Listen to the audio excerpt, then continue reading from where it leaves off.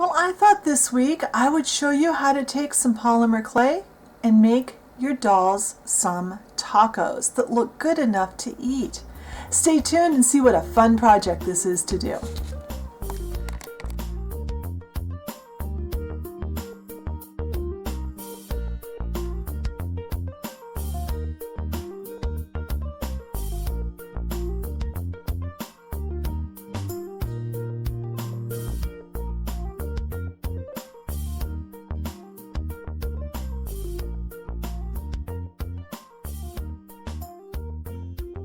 All right, our first step in making our tacos is to get something to use for a taco shell. What I have here is some of the leftover clay from our tortilla chips a few weeks ago. So if you haven't seen that video, I'll put a link in I'll try to remember to put it in the description box and for sure in the blog so that you can go back and see how I made this clay. But basically it's white with yellow and brown and some sand. Using the same 2-inch clay cutter, I'm going to make some 2-inch circles. That will be the equivalent of a 6-inch tortilla, which is what a lot of tacos are made out of. I'm going to try not to get my head in the camera, but still be able to see what I'm doing. That's about all I'm going to get. I can re-roll this to make more. Ah, no, don't stick, don't stick. All right. I'll be working, sorry about that, I'll be working with one on camera and then I'll be doing the others off camera probably. Get these all around. If you hear noises in the background, I got my son doing some chores in the next room, so we'll just ignore him. All right. So I've got this now. This is our tortilla shell. Tortilla shell. I can't talk today. And I have a piece of 60 grit sandpaper. And I'm actually just going to kind of press this down into it. And I am actually going to leave it on this to work on it. It's a nice surface to work on. So let's put our meat in our taco shell first. To do our meat, I have two colors of brown. I have basically a Sculpey beige and a Sculpey suede brown. I've already preconditioned these. So I've got some nice soft clay here. And Sculpey, it tends to be soft anyway. I don't want anything this dark. I don't want anything this light in the end.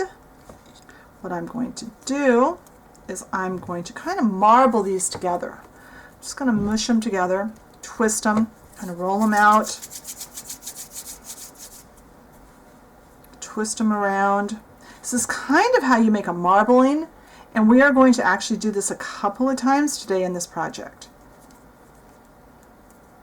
My goal is to have something that has some body, some life to it, some different colors running through it, mainly mostly kind of a medium brown, but with some light brown too.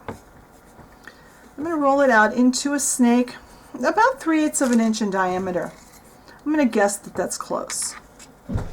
And where's this? I want to cut it just a little bit less than that is. So let's double check. Will that fit in our tortilla? Oh yes, perfect. We're actually only going to see the ends of this. The rest is going to be a filler. Now I'm going to make the end look like it's ground beef, like it's cooked meat. This is a wire cleaning brush from Harbor Freight. And I love using this texture clay with. Just make sure you don't poke your finger, because if you go over there and poke your finger, that hurts. All right, now the end is all chopped up. It's all, let's see if I can get it so hopefully you can see that. There.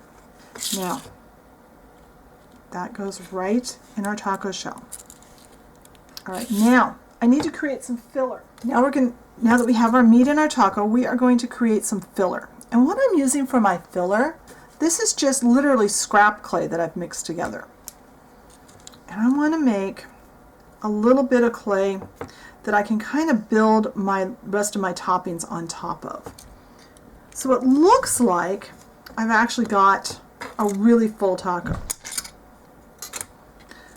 This is clay that, scrap clay. What I mean by that is when I have a project I'm done with, like when I'm done, if I have some of this left, the end of this will go into my scrap clay because I can't put it back in with either of the colors of clay that it came from.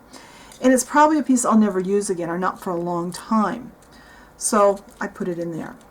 All right, so I made a little wad and I put it up there. There.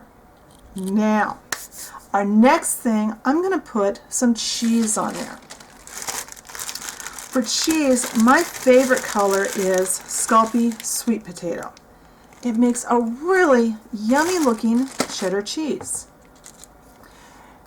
To turn this into something like cheese, I have a grater that I bought at the dollar store. Now once you use it for clay, you can't use it for food anymore. So buy one for clay at the dollar store. Keep your fingers back out of the way because we all know that these things love to attack the ends of your fingers or your knuckles. But just grate it just like you would a piece of cheese.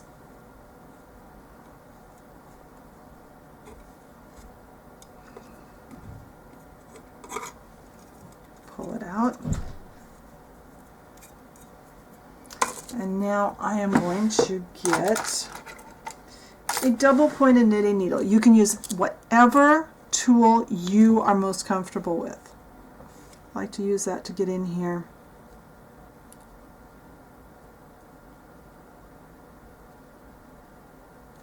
And start filling in.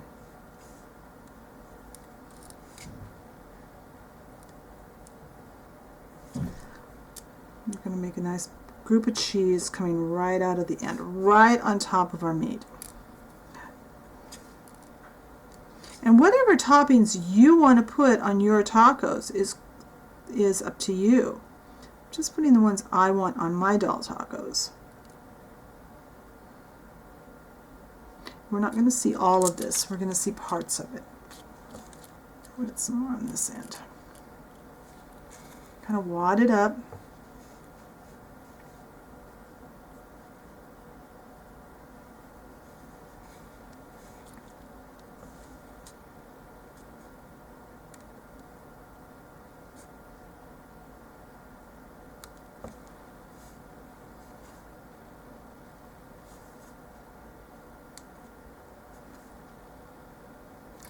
So I'm going to get my other tacos up to this point and then I'll come back so we can do the next step together. Alright, for my next layer on my taco, I want to add some lettuce. You know, I like to put shredded lettuce on my taco. So what I've got some white, mixed equal parts white and translucent. Brands of clay do not make any difference here. I have this green one is, this one, it's Sculpey String Bean, and I have about equal parts of those, maybe a little more green than the white translucent mix. I have a little tiny bit of Sculpey Granny Smith and another little string of Sculpey in Emerald Green. And I've made little snakes out of all of them, and I'm going to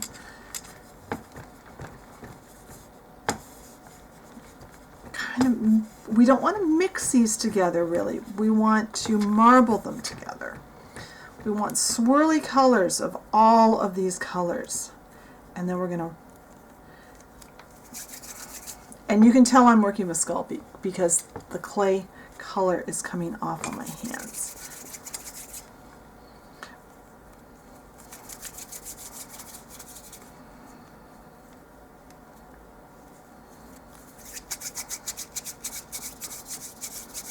I like lots of variety in my colors because it makes it a lot more interesting.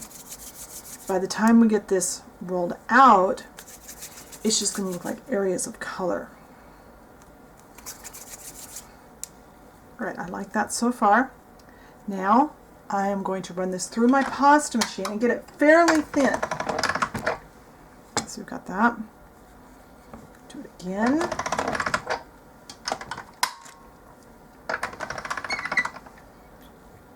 More variety here. And I am going to go down to about a 4 on my pasta machine. I'm going to put it over here. I'm going to cut off a piece of this. I think I only want to work with part of this at once. And this could be really pretty to play with for other things too. This is a really pretty combination. Now this is an acrylic pasta roller. I am going to dust this with just a little cornstarch. This is just regular cornstarch out of the kitchen. Dust my roller just a little bit. I'm kind of hoping it sticks to my tile a little, but I don't want it to stick to the roller.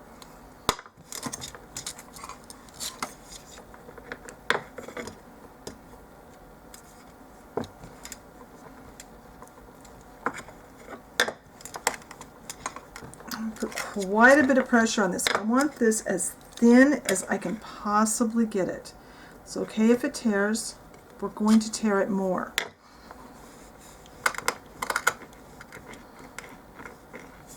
You want this really thin. As thin as you can get it. Remember, a lettuce leaf is really thin in real life. We want this to look super, super thin. Okay, it's about as thin as I'm going to get it. Take my taco, take this knitting needle, and now I'm going to tear little tiny pieces.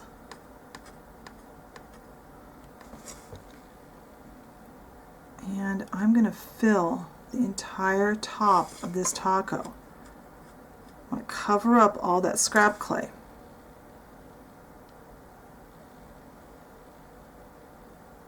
I don't want any scrap clay showing.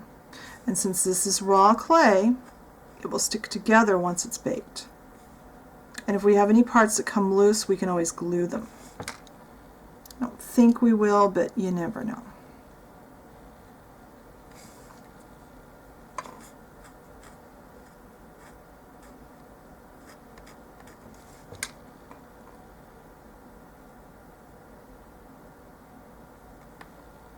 Make sure we have a little piece stuck in that hole there.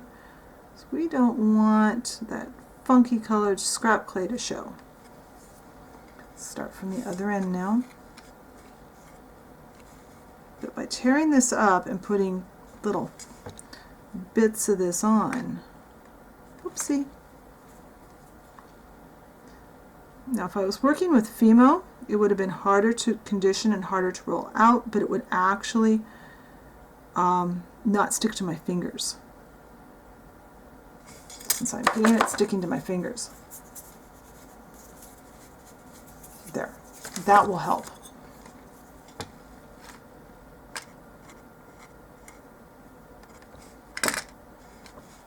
My brush is shedding just a little bit.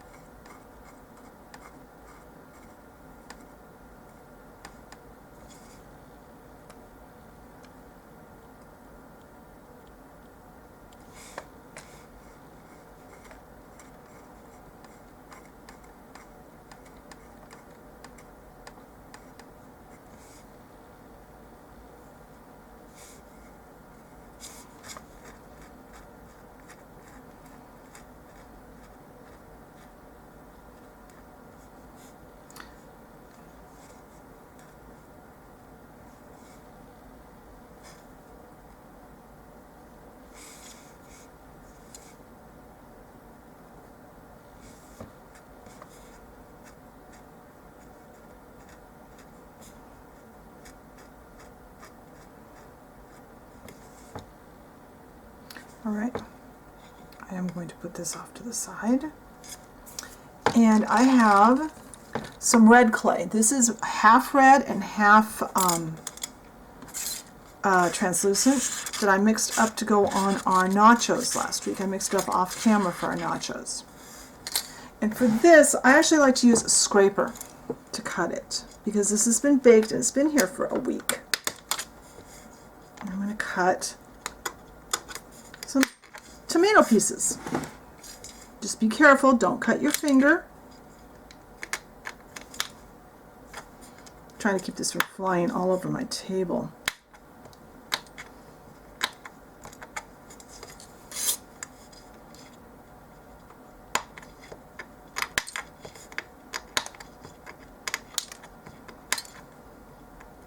Now, since this is cooked clay and that's raw clay, I am going to use just a little bit of TLS, translucent liquid Sculpey.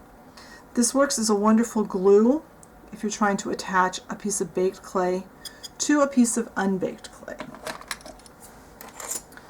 I am going to dip, see, I want to put it this direction. Ah!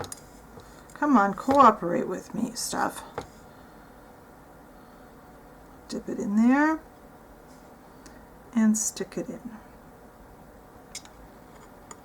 That way it will look like your dolls stuck some chopped tomatoes in their tacos. Because after all, what's a taco without lots of toppings, right?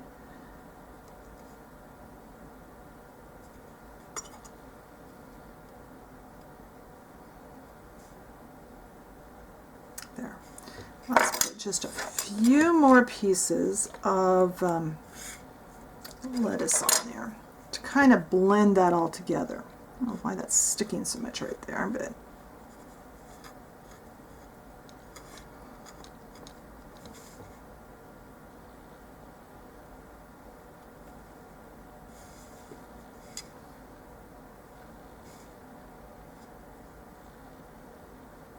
there. We have a taco. I'm going to finish my other tacos. I'm going to bake these at about 250 degrees for about probably 15 minutes because this is pretty thick. And when this is baked and cooled, I'll come back and I will show you the finished tacos. Alright, so our tacos are baked off and cooled. In fact, I think I actually worked on these day before yesterday, so they've had some time to get all the way cold.